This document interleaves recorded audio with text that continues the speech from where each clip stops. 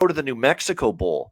This is also on Saturday, December 17th. BYU SMU in Albuquerque, home of the Lobos, of course, play there.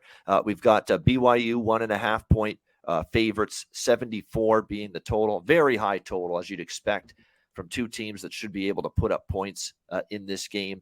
BYU, a very strange season for them. 7-5, some ups, some downs, but they did finish the season pretty well. I mean, they won 3 straight to close out the year against Boise State, a nice win there in Boise. They beat up on Utah Tech. I don't want to put too much into that. It was an FCS opponent, but then they beat Stanford 35-26 and really dominated that game. Final score was closer than the actual game, the way it played out. And look, that offense with Jaron Hall at quarterback's been very impressive. There's no question, 440 total yards of offense, most of it through the air this year. They weren't able to run the football nearly as well here going into this game, but they might be able to do what they want against SMU.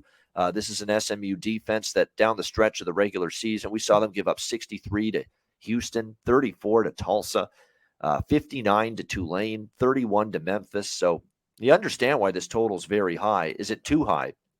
That's the question. I would certainly only consider the over, but we are talking a 74 as far as the total goes in this game. Very, very high, although it is worth noting BYU played a run-heavy Arkansas team early in the season and 52-35. That game still got to 87 points. So with two teams that are going to throw the ball, I think BYU knows that their passing offense has been their strength. They throw it more than they usually do, and SMU will do that with Tanner Mordecai and the solid receiving core that he has. I know they have a decent running back too.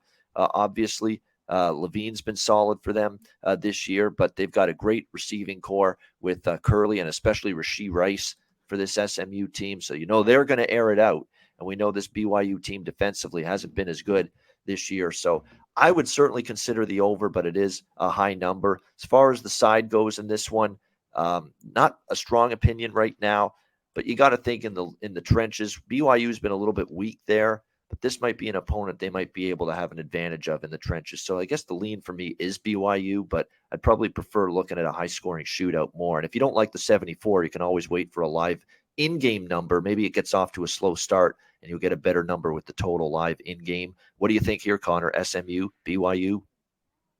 And the great thing you just touched on is a lot of these games we'll be watching. You know what I mean? If you don't have a crazy play, at the start, play it live. And this could be one here. You know what?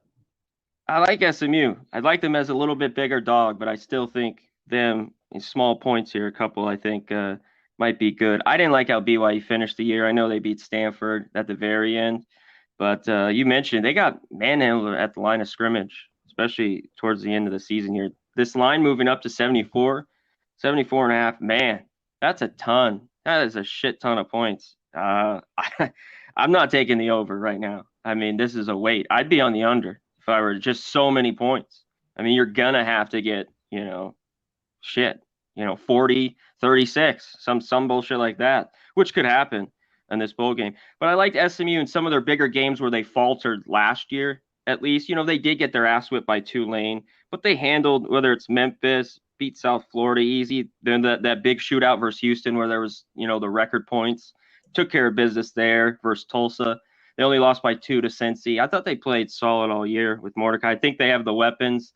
I just don't trust them. That's the problem here. I just don't. Last few years, I just haven't trusted SMU at all. So should be a good one. This is one I'm going to wait on too.